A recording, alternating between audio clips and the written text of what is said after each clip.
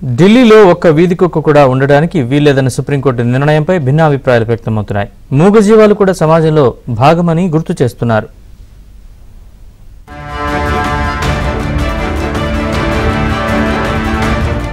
ఢిల్లీ ఎన్సీఆర్లలో వీధి కుక్కలను షెల్టర్లకు తరలించాలని సోమవారం సుప్రీంకోర్టు కీలక ఆదేశాలు ఇచ్చింది.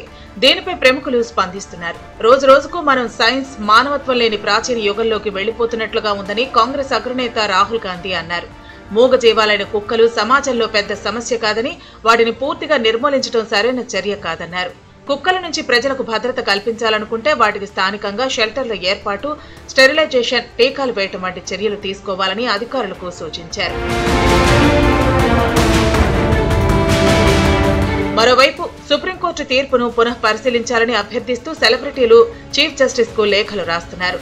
కుక్కలను పూర్తిగా లేకుండా చేయడానికి బదులు వాటిని స్టెరిలైజేషన్, టీకాలు వేయించడం వంటి చర్యలు తీసుకోవాలని నటుడు అడవిశేష్, జాన్ అబ్రహం, జాన్వీ కపూర్, వరుణ్ ధావన్, వీర్ దాస్ చీఫ్ జస్టిస్ గవాయ్కు లేఖ రూపంలో విజ్ఞప్తి చేశారు. సుప్రీంకోర్టు తీర్పు కుక్కలకు మరణశిక్షతో సమానమని ఆవేదన వ్యక్తం చేశారు.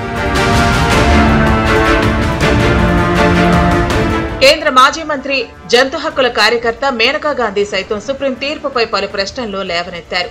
ఈ తీర్పు ఆచరణ సాధ్యం కాదన్నారు. ఢిల్లీలో 3 లక్షల వీధి కుక్కలున్నాయని, వాటి కోసం 3,000 షెల్టర్లు కావాలన్నారు. అంతేకాదు, వీటి ఏర్పాటుకు కావాల్సిన 15,000 కోట్లు ఢిల్లీ ప్రభుత్వం దగ్గర ఉన్నాయా అని ప్రశ్నించారు. అయితే సుప్రీంకోర్టు తీర్పుకు కాంగ్రెస్ నేత చిదంబరం మద్దతు పలికారు.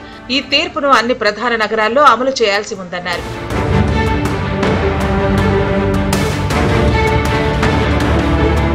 డాగ్ లవర్స్, జంతు హక్కుల సంఘాల కార్యకర్తలు మాత్రం సుప్రీంకోర్టు ఆదేశాలను వ్యతిరేకిస్తున్నారు. ఈ నిర్ణయం అమానవీయం, చట్టవిరుద్ధమని విమర్శిస్తున్నారు. మరికొందరు మాత్రం తీర్పును స్వాగతిస్తున్నాయి. ప్రజల భద్రత, ముఖ్యంగా పిల్లల భద్రతను ప్రాధాన్యంగా చెబుతున్నారు.